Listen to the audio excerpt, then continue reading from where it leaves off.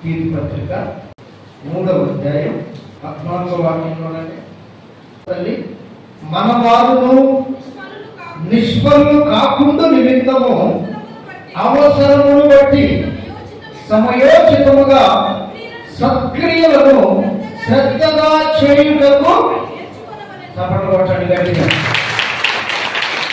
మొదటిది మనం నేర్చుకోవాల్సింది ఏంటి? అవసరమైన దేవుని నామాన్ని నీవు ఎదిగిన తర్వాత ఆయన నామం నీ జీవితంలో ఎవరు ఊహించలేని కార్యాలు చేయాలన్నా జరిగించాలన్నా మనకు అవసరమైనవి ఏమిటో దేవుని వాక్యం తెలియపరుస్తుంది. మొదటిది ఏమిటంటే అవసరమును బట్టి సత్క్రియలు చేయుట నేర్చుకోవాలి. చెప్పండి, ఏ క్రియలు?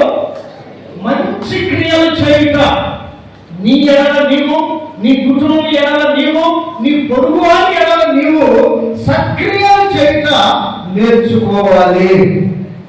మనం ఎప్పుడు కూడా ఒకడు మన యొద్దకు సహాయంకి వచ్చినప్పుడు, లేక సహాయం చేసే అర్హత నీకున్నప్పుడు నీవేం చేయాలంటే వారి ఎడల మంచి క్రియ చేయటానికి నీ జీవితానికి అనుమతించాలి.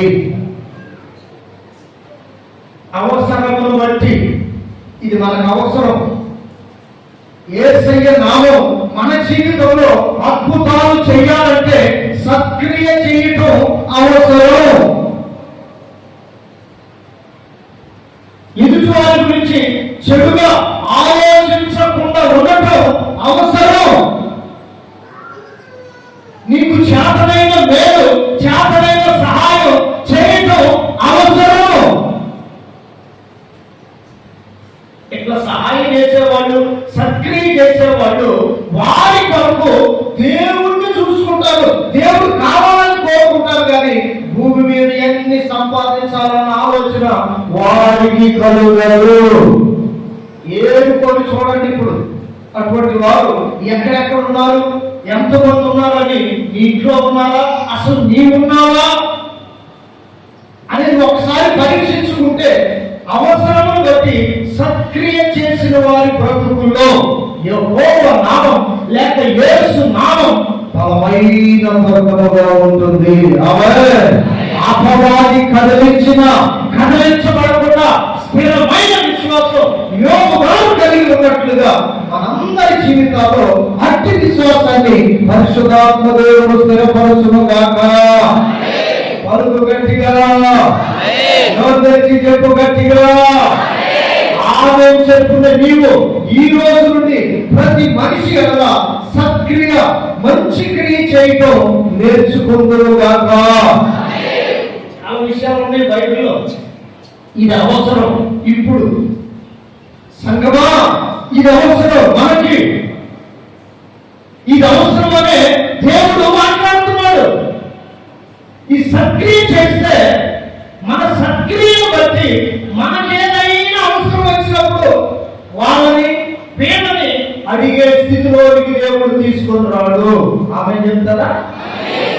చాలా మంది వాళ్ళ మీద వీళ్ళ మీద ఆధారపడటానికి కారణం ఏమిటంటే యేసయ్య నామములో అవసరమైనవి కొన్ని అని చెప్పారు కదా. ఆ కొన్నిలో ఒకటి ఏమిటంటే సత్క్రియ చేయటం. ఇది ఎవరైతే నేర్చుకుంటారో మీ అవసర సమయంలో ఆమేన్ 4 దిక్కుల నుండి ఎవరో ఒకరిని దేవుడు పంపిస్తాడు. కావాలంటే చేసి చూడండి, ప్రయత్నించి చూడండి. జరగకపోతే, ఎందుకంటే దేవుని వాక్యం ఇది, పొల్లైనా సున్నైనా తప్పిపోయినటువంటి దేవుని మాట. సహాయం చేసే మనసు లేక మనం ఏం చేస్తామంటే వాళ్ళ మీద ఆధారపడతాం. నేను అవసరానికి ఇచ్చానా, నువ్వు కూడా అవసరానికి. మంచి ధననిధులు ఉన్నంత దేవుని దగ్గర చెప్పండి, ఏది? మంచి ధననిధిలో నుండి సత్క్రియలను దేవుడు మనకిస్తాడంట. చెప్పండి కొట్టుకండి. తన యొక్క మంచి ధననిధిలో నుండి సత్క్రియలు చేసే అభిషేకము, ఆలోచన దేవుడు నామాన్ని కలిగి ఉన్న వారికి దేవుడు అనుగ్రహిస్తాడట. ఆ యజమాని దగ్గర ఉండే వాళ్ళలో ఒకడు ఉన్నాడు. ఈడు యజమానుని గురించి మంచి ఎప్పుడు ఆలోచించట్లా. నా యజమానుడు బహు పనికి మాలినవాడు, కష్టపడరా సంపాదించురా అని ఒకడికి 5 నాణ్యాలు ఇచ్చాడంట. చూడండి, ఎన్ని 5 నాణ్యాలు ఇచ్చి చెప్పింది ఏంటంటే 5ని 5 పెంచి 10 చేయాలని చెప్పాడు. కష్టపడి నువ్వు చేయాలన్నాడు. 2 నాణ్యాలు ఇచ్చాడు ఒకడికి, వాడిని 4 చేయమన్నాడు. ఇంకొకడికి 1 ఇచ్చాడట. స్తోత్రంగా ఉంది కాక. ఈ 1 ఇచ్చిన వాడి మైండ్ ఏంటో తెలుసా? వీడు పెట్టడం అర్థమవుతుందా? ఈడేం ఆలోచించాడు తెలుసు, నా యజమానుడు బహు పనికి మాలిన వాడు అని చెప్పి ఈ 1 నాణ్యం ఇస్తే ఈ నాణ్యాన్ని తీసుకెళ్లి ముద్ద తీసి ముద్దలో పెట్టి పూర్తి చేశాడంట. సహాయం చేసే మనసు లేని వాళ్ళకి జరిగేటటువంటి స్థితి ఇదే. సహాయం లేనప్పుడు ఏం జరిగిందో తెలుసా? 100 రూపాయలు అడిగితే ఇవ్వకపోతే 1000 రూపాయలు పోతాయి. వాడేమి ఇష్టపడతాడో తెలుసా? 1000 రూపాయలు పోవడానికే ఇష్టపడతాడు, కానీ 100 రూపాయలు సహాయం చేయడానికి ఈ 1 నాణ్యం కలిగిన కుద్దది.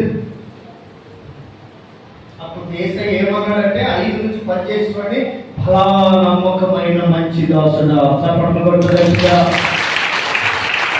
నేను 5 నాణ్యాలు ఇస్తే నువ్వేం చేశావు? 10 చేశావు. 2 ఇస్తే నువ్వు 4 చేశావు. నీదెక్కడా అంటే అప్పుడు నేను బుద్ధి చూపిస్తున్నాడట. నువ్వు అంత మంచివాడు కాదని, ఎప్పుడు వచ్చి అడుగుతావో తెలియదని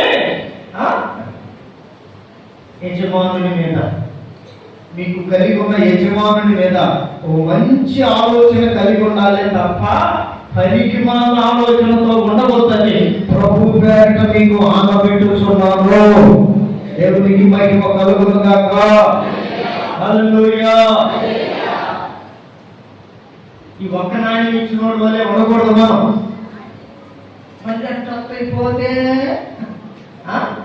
మనం ఇచ్చేవాడుకో, మళ్ళీ ఎట్లా పోతే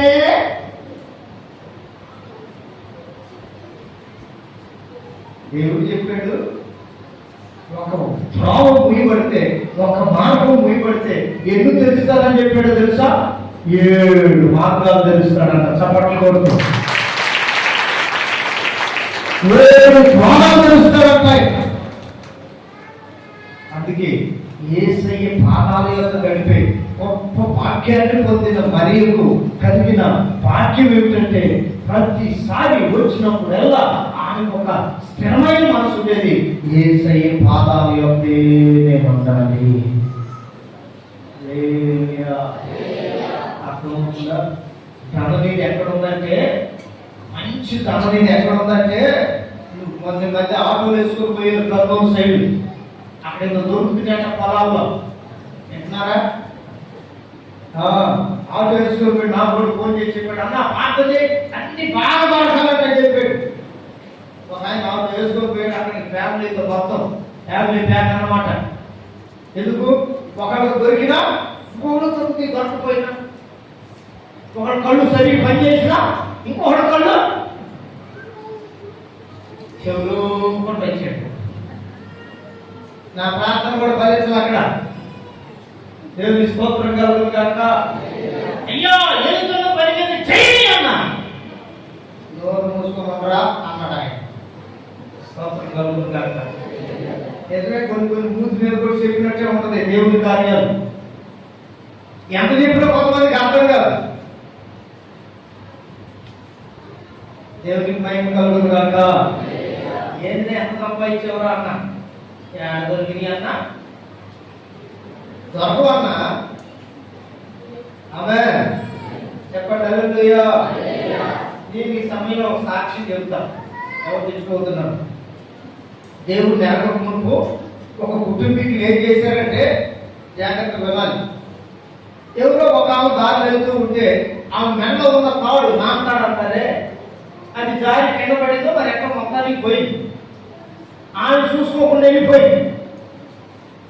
తర్వాత నేను దొరికింది. దాన్ని తీసుకొని జాగ్రత్త ఇంట్లో పెట్టారు. దేవుడు నమ్మారు. తర్వాత స్తోత్రం కలుగును గాక. చెప్పండి గట్టి హల్లెలూయా. మాట, అన్న ఇట్లా జరిగింది, ఏం చేయమంటావు అని. అది ఇప్పుడు మా దగ్గరే ఉంది.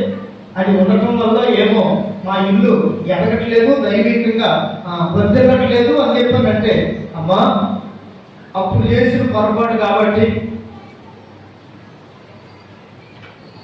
అది పరిహరించబడే స్థలం దేవుని మందిరమే. స్తోత్రం కలుగును గాక. చెప్పండి హల్లెలూయా. నేను ముందన్నాను, అది తీసుకెళ్ళి వాళ్ళకి ఇచ్చేయండి అన్నా. మమ్మల్ని అందరూ అన్నా ఈయనప్పుడు ఎవరైనా అంతే కదా, సరేనని చెప్పి అది దేవుని మందిరంలో అప్పగించండి అన్న. ఏ మాత్రం ఆలోచించకుండా, ఏ మాత్రం ఆలోచించకుండా చక్కగా తీసుకొచ్చి దేవుని మందిరంలో అప్పగించారు. స్తోత్రం కలుగును గాక. పరిస్థితి ఎట్లతో చెప్పమంటారా? అందరికంటే దేవుడు వారిని హెచ్చించాడు. దేవునికి మహిమ కలుగును గాక. చెప్పండి హల్లెలూయా. వాళ్ళు ఇప్పుడు దేవుని మందిరంలోనే ఉన్నారు. వాళ్ళు ఏది సాక్ష్యం చెబుతున్నా నేను. దొంగ సొమ్ము ఎప్పుడు ఎంత ఇంట్లో ఉన్నా, పరులది అనవసరంగా నువ్వు తెచ్చుకొని ఇంట్లో పెట్టుకొని దాచుకొని ఎవరికి తెలుసులే అనుకున్నా, ఈ స్వస్థ బుద్ధి, మంచి బుద్ధి అనేది మనకి ఉండదు. అందుకని అంటాడు, అవసరమును బట్టి ఏం చేయాలి, మనం ఏం నేర్చుకోవాలని చెప్తున్నాడు అక్కడ. తీతు పత్రికలో చూశారుగా, అర్థం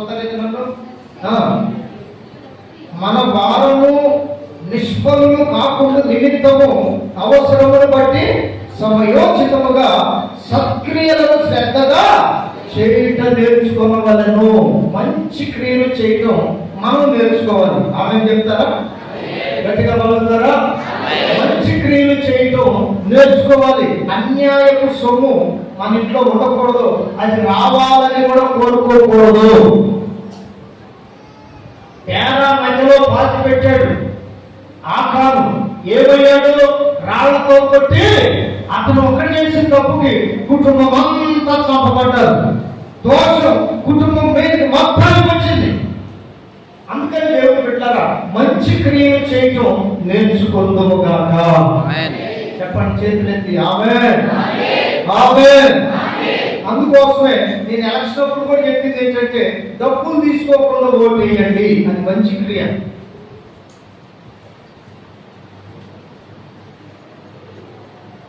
నన్ను గురించి చూసిన ఇబ్బంది లేదు, ఓరకు చూసిన ఇబ్బంది లేదు.